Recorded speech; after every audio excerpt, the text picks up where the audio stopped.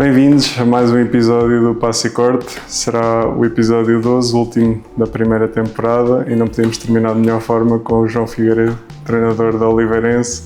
Foi atleta, foi internacional, é uma honra, João, ter-te aqui hoje connosco. Obrigado pelo convite, é uma honra também poder estar aqui.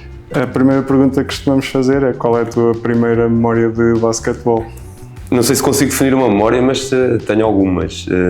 Pronto, quando era criança, cresci num bairro que era próximo do pavilhão do Beira-Mar e, mais especificamente, a rua onde eu morava tinha muitos praticantes de basquete. E, portanto, tenho ali algumas memórias de como o basquete fazia parte nas manhãs e nas tardes, especialmente nas interrupções escolares, das crianças e de utilizarmos as árvores como cestos. Uma das memórias que eu tenho na rua, portanto, utilizávamos as árvores, muitas estavam frente a frente, conseguíamos fazer campos grandes. Um já era ultrapassar o galho, o outro era acertar no meio de galhos. Havia vários desafios. Também utilizávamos os tanques da roupa para jogar ao inventa, que era uma coisa muito gira. Essas são as minhas primeiras memórias, acho eu, da modalidade. A rua e a bola e a brincadeira, sim. Em termos de formação, tu integraste o Beira-Mar, portanto foi o teu primeiro clube. Sim, entrei, lembro-me quando era, apesar de tudo, como a sociedade antigamente era um pouco bem diferente do que era agora, eu queria ir para o futebol. Portanto, adorava o futre e queria ser como o futre, porque era canhoto também. Mas a minha rua, todos os meus colegas, os meus amigos jogavam basquete no Beira-Mar e, portanto, antes que fosse para o futebol, quando eu fiz 6 anos, pegaram-me e levaram-me para o basquete. Foi assim que entrei no Beira-Mar. E como é que era o basquete nos anos 90 comparado com o basquete agora? Sim, finais dos anos 80 e inícios de 90. Era, acima de tudo, acho que tem a ver com o funcionamento da sociedade e com o tipo de ofertas que havia, ou seja, que agora há e que não havia à altura, e portanto a grande diferença que eu analiso dos minis, não é? Quando entramos no mini basquete, é que realmente as crianças na altura estavam tinham um desenvolvimento motor muito maior do que agora têm, porque vinham da rua e tinham que passar o dia na rua e utilizar a imaginação para criar jogos e que ocupassem a tarde toda e a manhã e a noite. Portanto, acho que a grande diferença é essa. Vê-se maior dificuldade hoje em dia no ensino de jogo nos primeiros meses das crianças que vão para o basquete. E depois também lembro-me da questão dos pavilhões estarem sempre cheios, porque como não havia muita coisa para fazer, as pessoas por si só passavam a tarde no pavilhão, não é? A ver o handball, o basquete, o futsal, o hóquei, quem tinha hóquei. Qualquer modalidade em Portugal tinha, nos seus jogos cenas, tinha pavilhões cheios. Acho que não era, como é óbvio, não era apenas em Aveiro, não era uma exclusividade de Aveiro. Como é óbvio, o basquete está muito enraizado. Normalmente a malta mais velha costuma dizer que a paixão pelo jogo fica mais enraizada. Se calhar por isso que estás a dizer, que não havia tantos jogos de computador, não havia tantas atividades lúdicas e a malta acabava por se agarrar mais ao que realmente importa. Sim, ou seja, a rua fazia parte do crescimento, não é? Talvez a minha geração tenha sido das últimas, de uma forma geral, claro, a ter essa possibilidade.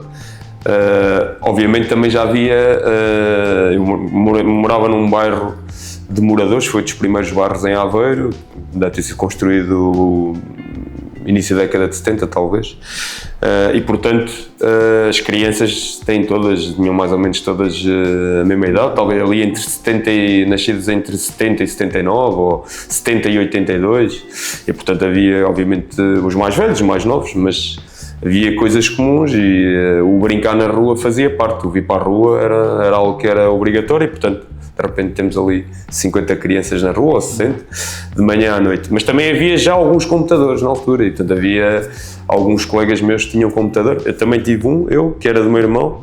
Portanto, na altura lembramos os Spectrum 48K, que era o primeiro computador, mas isso não fazia com que não brincássemos. Por exemplo, eu lembro-me no verão, que isto era quase transversal a todas as famílias, portanto nós só tínhamos o direito de utilizar o computador nas férias e, portanto, durante o ano normalmente o computador estava arrumado. Portanto, utilizávamos o computador normalmente nas horas de mais calor, que era a seguir ao almoço, ou acabávamos de almoçar e juntávamos em casa de algum miúdo para jogar computador até às 4h30, 5 da tarde e depois íamos para a rua até ao jantar. O computador era utilizado, mas não é como agora. Depois do Beira-Mar, então, partes para o Ilhavo? Sim, joguei no Beira-Mar até o meu primeiro ano de sénior. Não, fiz 2 anos de sénior no Beira-Mar, portanto, primeiro ano ainda na Liga de clubes, depois o Beira-Mar foi para a primeira divisão, que é agora a Pro Liga, fiz essa época ainda, 16 e 17 anos, e depois fui para o Ilhavo. Ok. E como e quando é que tomaste a decisão de, ok, vou-me dedicar a isto full time? Pois eu não tenho grande memória de se cheguei a uma reflexão dessas, que é ok, eu sempre me dediquei, independentemente de saber o que vinha ou não, sempre quis ser jogador de basquete. Tinha as minhas referências na altura, tinha alguns jogadores que admirava ver, que os observava a ver, que os observava muito. Lembro-me que gravava jogos para tentar repetir movimentos desses jogadores em Portugal e na NBA. Na altura era o que tínhamos acesso, basicamente. A NBA ao fim de semana e os nossos jogos ao sábado. E, portanto, eu queria ser jogador de basquete e acho que não houve nenhuma altura em que dissesse ok, vou ser... Não, fiz o meu percurso escolar normal, acabei o 12º, entrei na universidade e depois, quando da abertura ao mercado Bosman, os clubes as equipas sofreram algumas alterações, nomeadamente aquilo que estávamos habituados no método de treino, com a vinda de jogadores com outras formas de treinar. Os nossos clubes também alteraram a forma de treinar e, portanto, chegou ali uma altura em que era mais difícil continuar a ir às aulas e fazer as cadeiras e eu, portanto, pus um bocado os estudos para segundo plano. Começámos a treinar a horas de manhã, a bidiário, de manhã, ao início da tarde. E, portanto, pus um bocado ali os estudos para segundo plano e continuei, mas acho que sempre desde novo que quis ser jogador. De qualquer forma, depois continuei os estudos mais tarde, de outra forma, mas sim. Tu partilhaste uma grande amizade com uma das referências máximas a nível nacional, que foi o Paulo Pinto. Para a malta mais nova que não teve a possibilidade de o ver, como é que era o Paulo Pinto como jogador e como pessoa? Como jogador, acho que foi um dos melhores jogadores portugueses. Está na elite dos jogadores portugueses, claramente. Diferenciava-se por ser eficaz em muitas áreas de jogo, quer seja de percentagem de lançamento, de defesa, de ressalto, inteligência, que até era um jogador com um QI muito elevado, percebia muito bem o jogo, tomava muito boas decisões e, portanto, daí o sucesso que teve. É verdade que privei uma grande amizade com ele, conheci-o quando fui para o Porto.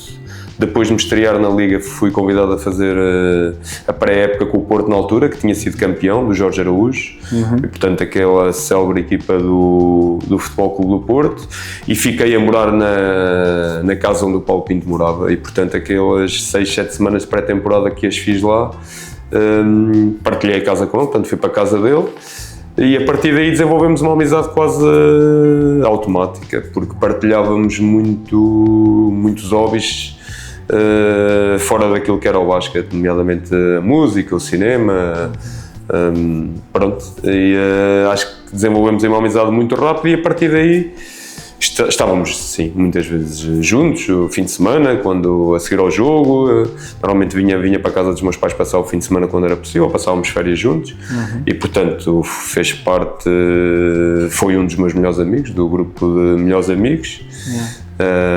Era uma excelente pessoa. E aqui, com isto, nós tentamos também que essa mensagem consiga ser divulgada, sobretudo foi aquilo que falámos para a malta mais nova, para terem com estas referências e não deixar cair. Sim, foi alguém que conseguiu ser na altura era a referência do basquetebol nacional, Estudante de medicina. e ao mesmo tempo já tinha terminado, salvo erro, são 7 anos, obrigatório, 6. Já tinha terminado, aliás, quando veio para o Aveiro Basket, não, um ano antes tinha terminado os 6 anos já de medicina. Portanto, quando veio para o Aveiro Basket já tinha os 6 anos feitos, ou seja, e tinha verões complicados por causa da seleção nacional, não é? Com muitos verões, com muitos treinos e jogos, e eu lembro-me que tinha que estudar nos estágios, e algumas vezes quando vinha para a minha casa passar algumas temporadas no verão também trazia os livros atrás, porque tinha que estudar para exames e portanto era alguém que também que geria bem o tempo. Ia à praia de manhã, estudava à tarde e depois à noite podíamos ir tomar um café. Mas que conseguiu ser o melhor e ao mesmo tempo estudar e terminar a medicina. Portanto, acho que é uma das maiores referências que temos no basquetebol. Falaste aí no Futebol Clube do Porto, acabaste por integrar a equipa sénior posteriormente. Como é que viste essa experiência e depois acabaste também por integrar a seleção nacional? Falar um bocadinho sobre essa tua experiência. A minha ida para o Porto foi sendo quase, é uma história gira, foi-se adiando. Então eu tive este convite para ir fazer a pré-temporada e fila, e depois houve a hipótese de ficar lá. Tinha 17 anos, mas na altura o Porto recrutava muitos jovens, tinha muitos jovens já internacionais de formação e tinha a equipa que tinha, portanto não tinha qualquer espaço na equipa sénior e portanto iria para lá para ser quase mais um jogador para jogar no sub-18 ou no sub-20 ou o que seja. E portanto recusei esse convite e fiquei mais um ano no Beira-Mar, porque já jogava nos séniores no Beira-Mar, portanto tinha espaço para jogar nos séniores e para jogar nos outros escalões de formação ao mesmo tempo. Depois, quando fui para o Lusitânia dos Açores, no final da primeira época, eu voltei a ser convidado para ir para o Porto, mas não tinha um papel principal e, portanto, recusei o convite novamente. E no final do segundo ano, no Lusitânia voltaram-me a convidar e desta vez com, portanto, o papel principal da base da equipa. E pronto, e acordámos e fui para o Porto e obviamente que já tinha estado também antes no Benfica, portanto são clubes que têm condições diferenciadoras, estrutura, quer seja a nível da área do departamento médico, dos dirigentes, das próprias estruturas em si, das condições de treino, do número de treinadores. Tudo, são clubes diferenciadores por razões estruturais e financeiras, obviamente. Claro. E a parte da seleção nacional, que depois acabaste por mérito chegar lá também, foste convocado e fizeste parte de um bom plantel. Como é que interpretas isso? Bom, a história com a seleção nacional, portanto, lembro-me que fui chamado a primeira vez para as seleções de formação quando comecei a jogar nos séniores. Pronto, até lá o recrutamento das seleções era muito restrito, ao Lisboa e Porto, e portanto senti na altura que realmente havia dificuldades para ser chamado e acabei por ser chamado porque me estreiei com 16 anos e como tinha sido o jogador mais novo de sempre a jogar pela liga profissional, foi quase uma obrigação convocarem-me, não é? E pronto, e a partir daí fiquei sempre comecei a fazer parte regular das seleções de formação até ao final de ter idade. Depois houve um episódio que não vale a pena, não faz sentido estar a contá-lo, mas houve um episódio que me retirou ali uma série de tempo da seleção e voltei à seleção com o Euro 2007, fui convocado 3 vezes, mas estive lesionado. E portanto acabei por não fazer o europeu, ou por não ser opção para fazer o europeu, é mais certo dizê-lo assim, mas ainda fui convocado 3 vezes nesse verão. no verão em que vou para o Porto, mas estava com uma ruptura no isquiotibial e, portanto, não corri riscos e acabei por não ir. Quando o Moncho vem para Portugal, convoca-me e pronto, e faço ali um ciclo. Sim. Depois disso, Iliabo novamente, certo? Regressas para supostamente um nível inferior para a Liga, mas com a mesma ambição e com a consciência de que podias elevar o clube. Acabas por falar também na altura em que o basquete em Portugal se calhar está um bocadinho em descendente, e que há dificuldades em que os outros clubes consigam ter a capacidade que o Benfica e Porto, como já referiste, tinham a nível estrutural e afins. Portanto, como é que viste essa transição para o Iliabo e essa evolução das estruturas e das direções até hoje? Saí, já não me lembro que ano é que voltei para o Iliabo. 2011. 11? É isso, 11, 12, não é? Foi para 11, 12. Bom, apanho uma realidade, seja, completamente diferente, mas também diferente, mas não estranha, porque, seja, joguei em clubes como o Iliabo, outros, não é? Em que sabemos perfeitamente que as organizações são diferentes. Obviamente que vinha de um nível muito elevado e acima de tudo senti ali dificuldades nos primeiros tempos no treino, não é? na oposição, na forma como os atletas treinam e na forma como os jogadores são acarinhados ou não, nas condições que têm. Pronto. Obviamente que se sente muita diferença, os problemas do dia-a-dia, da forma como são resolvidos, ou não são resolvidos, ou tardam a ser resolvidos. E, portanto, evidentemente que houve ali uma fase de adaptação que foi difícil, mas rapidamente adaptei-me no sentido em que essa não é uma justificação para não percebermos o contexto onde estejamos e consigamos jogar na mesma e darmos o nosso contributo. E gostei muito de poder terminar ali a carreira e de ajudar o Iliabo a subir e a estar na Liga. E foi uma experiência boa para terminar a carreira, acho que foi uma experiência boa. Voltar ali a um clube que também fez parte da minha formação. E posteriormente tu começas a pensar na parte de treinador. Quando é que isso surgiu? Sempre foi algo que ambicionavas? Como é que isso processou? Não, por acaso nunca pensei, mas tive muitos anos a dizer que não queria ser treinador. Acho que muitos jogadores dizem isso. Mas eu acho que começo a implantar a ideia na minha cabeça de querer ser treinador quando o Moncho vem para Portugal. Porque realmente existe um impacto muito grande naquilo que ele vem fazer, no treino em si, no método, na aprendizagem, na reflexão sobre o jogo, e que me motivou a refletir sobre a hipótese de ser treinador, porque de repente comecei a ver o jogo de uma forma completamente diferente que vinha, ou seja, comecei a ver o jogo de uma forma consciente e orientada, algo que até lá nunca me tinha acontecido. Eu acho que a vinda dele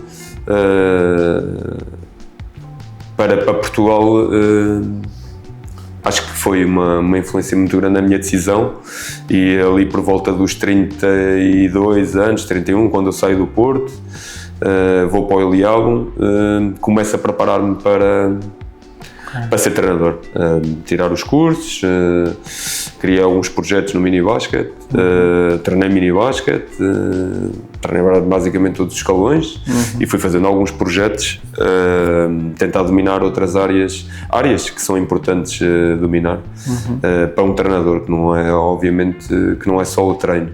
E pronto, e foi assim que surgiu a ideia de ser treinador. E rapidamente conseguiste chegar também ao escalão sénior no Iliabo.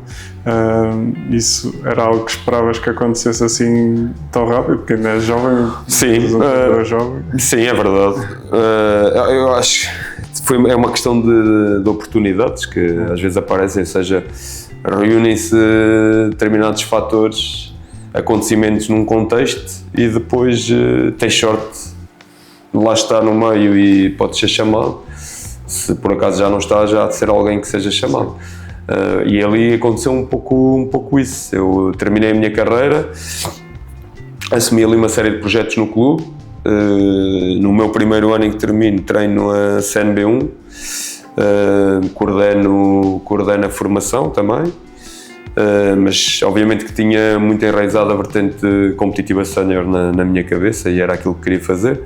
O clube tem um ano muito bom, ganha a Taça Portugal com o Pedro, no final da época o Pedro não continua e o clube tem que se reestruturar um pouco ali financeiramente. As condições baixam e, como as condições baixam drasticamente, penso que têm dificuldades em recrutar algum treinador que já tenha experiência ou que já tenha tido outros desafios. E eu que estou ali acabo por ser a opção. E obviamente que o facto de ter sido jogador normalmente pode impulsionar essas opções prematuras. Sim. Acho que foi isso que aconteceu ali. E sentes que isso foi uma transição natural e não tiveste... acaba por ser sempre uma coisa desconhecida, mas não... É muito desconhecido. Existem estudos sobre isso. Nós gostamos muito aqui... Em Portugal tem-se muito isto de... foste grande jogador, ou jogaste na seleção, ou jogaste no mais alto nível, vais ser treinador. Isso é uma mentira muito grande. Existe um estudo da FIBA em que diz que mais de 90% dos jogadores de topo nos seus países dão péssimos treinadores. É um estudo, é um facto, não é algo que seja discutível. Porque, por norma, também muitos de nós têm rapidamente... temos rapidamente uma necessidade de que... Não é necessidade, ou seja, não criamos a necessidade do ensino e ficamos na zona de conforto muito rápido. Achamos que ter sido jogador dá-nos o know-how, e é uma mentira porque não dá know-how nenhum. Ou seja, nós podemos ser uns jogadores, aquilo que a gente diz, este jogador é muito inteligente no campo, toma melhores decisões, mas muitas vezes nós não temos a consciência do que é tomar boas decisões, porque tomar boas decisões por jogarmos é uma coisa, ter que ensinar a tomar boas decisões é outra. E, portanto, acho que é necessário preparar-nos como todos os outros treinadores têm que se preparar, têm que estudar, têm que ir a cursos, têm que refletir, têm que construir, têm que destruir, porque ser treinador vai muito para além do ser jogador. Claro. Pronto, agora, como é óbvio, as condições também que tens para competir interferem, não é? Podes ser melhor ou pior mas tens mais condições. Podes ser um grande gestor de recursos humanos. A gente pode imaginar um treinador que tenha menos capacidade do ensino do jogo ou da construção das equipas, mas tem muito dinheiro, mas é um excelente gestor de recursos humanos, pois pode ter sucesso, porque as valências são diversas e, portanto, também depende do contexto onde estás. Se tiveres que desenvolver jogadores, se estás num contexto de um clube em que tens de desenvolver jogadores, se calhar já é preciso perceber um bocadinho mais de metodologia de treino e planificação, etc. Sim. O contexto difere sempre aquilo que necessitamos. E as outras áreas, estavas a dizer, se calhar hoje em dia dá-se muito mais importância, por exemplo, ao sono, à nutrição, essas questões se calhar eram mais descuradas no passado e agora o treinador tem que ter uma noção. Sim, isso é outra coisa, não é? Na minha altura, quando eu joguei, quando era novo e mesmo já com 30 anos, a nutrição era algo que não era falado em Portugal, não é? Tipo, a alimentação, o que é que comíamos, o que é que não comíamos, o treino de força, ainda hoje, mas não é muito diferente ainda hoje, nós agora falamos dessas coisas e aprendemos isso nos cursos, também já aprendiam antes os treinadores, mas a sociedade ainda não está minimamente interiorizada que a alimentação é talvez o mais importante no desenvolvimento de um jogador, por exemplo. O treino físico é das coisas mais importantes em desenvolvimento de talento. Claro. E, portanto, o treino físico é algo que é completamente descurado de norte a sul do país. Sim. Se formos a países, às potências do basquetebol, o treino de força é algo que é uma chave desde os sub-10. Sim. Desde os sub-10. Passando agora um bocadinho para a parte da Oliveirense, depois do teu, podemos dizer que tiveste sucesso no Ilhéu, portanto surgiu o convite da Oliveirense. Como é que isso sucedeu? Como é que se deu o contacto? O que é que te seduziu na proposta deles?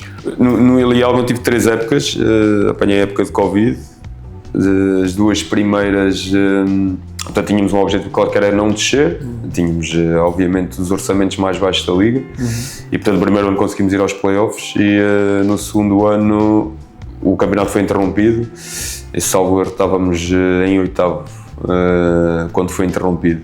Depois o clube, por questões financeiras, a federação nesse ano de transição deu hipótese aos clubes que não queriam estar na liga por razões financeiras de competir na Pro-Liga e o Ilhéu decidiu que queria endireitar as contas ou o que seja e fomos para a Pro-Liga. Não era a ambição do clube subir imediatamente, mas subimos logo no primeiro ano. Depois surgiu o convite, a hipótese para o Oliveirense, que é normal. O desafio do Ilhéu naquele momento era exatamente o mesmo que eu tinha feito nos anos anteriores e portanto eu queria outro tipo de desafio, claro.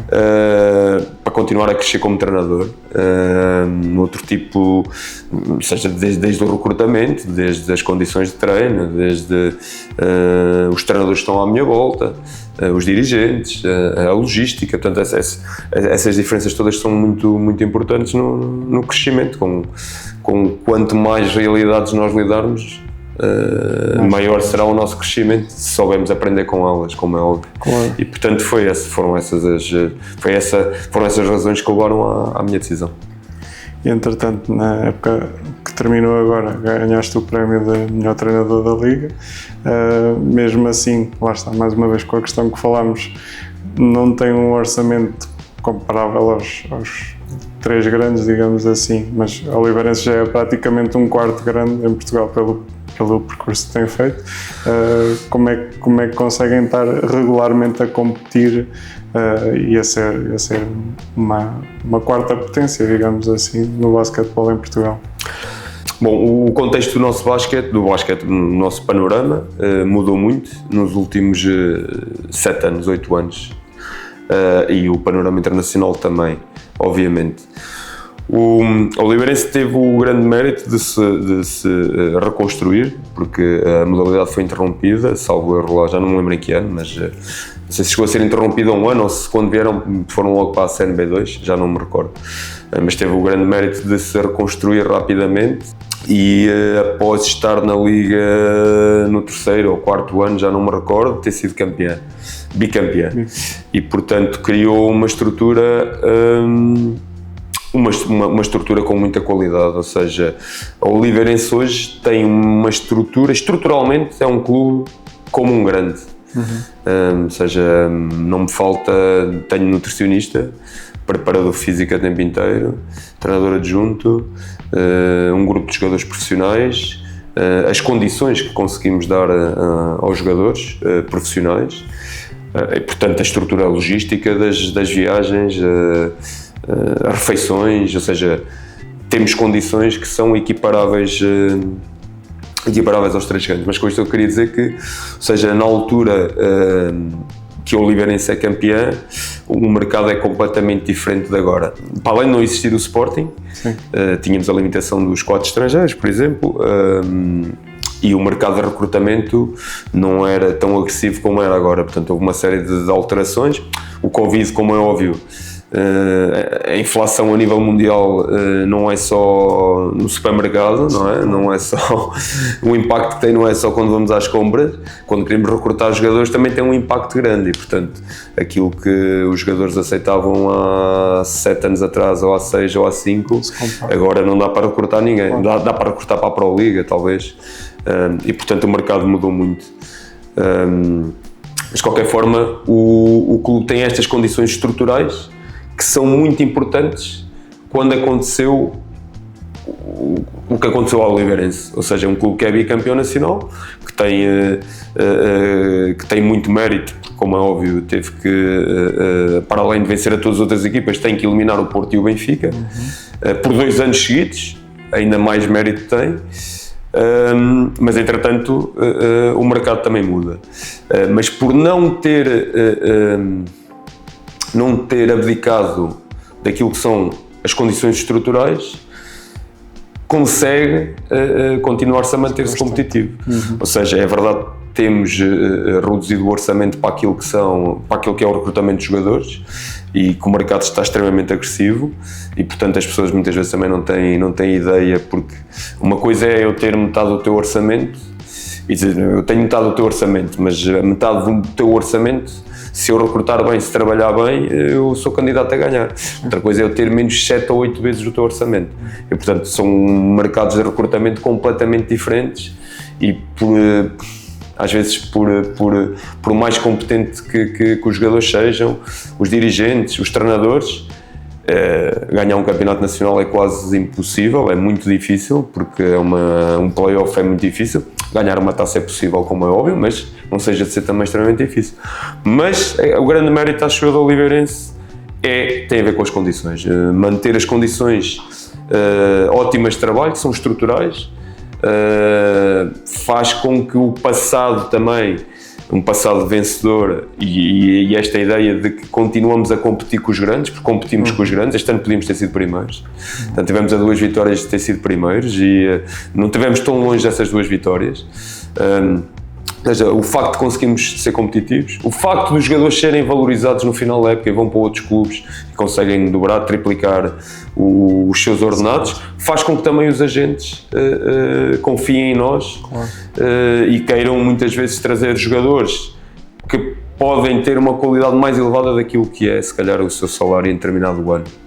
E portanto acho que esta é a forma que nós temos de trabalhar, ou seja, o recrutamento temos estrutura, porque mantemos ótimas condições estruturais, recrutamento, porque temos esta confiança dos agentes, e depois, como é óbvio, treino, o trabalho que desenvolvemos durante o ano, penso que temos demonstrado que é minimamente competente e produtivo.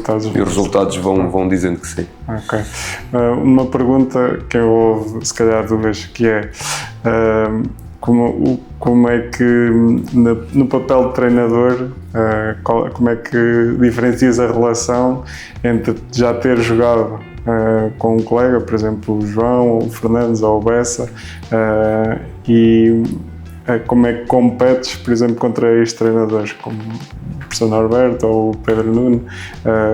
Como é que te vês nesse papel face ao que já foi anteriormente no passado? Eu gosto em relação aos jogadores, honestamente gosto muito de treinar ex-colegas meus. Eles eram muito novos quando foram meus colegas, mas agrada muito, até porque sinto-me menos velho. A poder treinar atletas que jogaram comigo, se calhar não estou assim ainda tão velho. Não, mas é giro, porque algo que eu acho que faço relativamente bem é gerir grupos de trabalho e ter esta confiança com alguns jogadores, porque a confiança não é igual com todos, como é com o GP e com o Bessa, não faz com que o trabalho deles seja menor ou seja mais descuidado, antes pelo contrário, ou seja, porque temos esta relação mais próxima e de trato pessoal, e às vezes até com alguma brincadeira pelo meio. Acho que naquilo que eu conheço e na experiência que eu tenho, faz com que muitas vezes eles até estejam mais comprometidos e que se superem mais, porque têm uma relação privilegiada comigo, privilegiada no sentido em que já me conhecem há muitos anos. O Bessa já me conhece há 20 anos e o GP há 15. E portanto no meu caso acho que é uma mais-valia.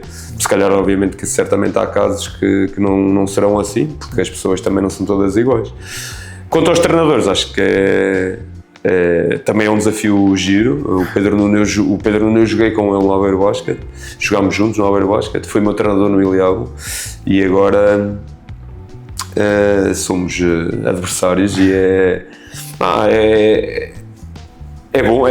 bom e é uma experiência muito positiva e enriquecedora porque vemos as transformações pessoais, não é? Tipo, o comportamento humano é giro porque temos uma pessoa que tinha um determinado comportamento quando era jogador, mudou no início da carreira como treinador e agora já é outra. E é giro vermos como nos vamos alterando, mudando ao longo do tempo e acompanharmos essa mudança também para depois refletirmos sobre nós é importante. O professor Norberto foi meu treinador no Benfica e, por exemplo, é giro ver, e foi meu formador no grau 3, mas é engraçado ver, por exemplo, alguém que quando eu fui ao Benfica também era muito novo, penso que tinha 24 e talvez o Norberto talvez 35, 6, 4, por aí, mas é giro ver que foi um treinador que mudou completamente neste espaço de 20 anos é uma referência neste momento, não é? A nível nacional, provavelmente neste momento é o melhor treinador português e que ganha constantemente. É uma referência para todos nós. Claro. João, também já não temos muito tempo. Eu falo muito. Falta uma pergunta que acho que vai ser a mais complicada para ti, que é se pudesses fazer o passe e corte com uma pessoa, com quem é que farias? Pois.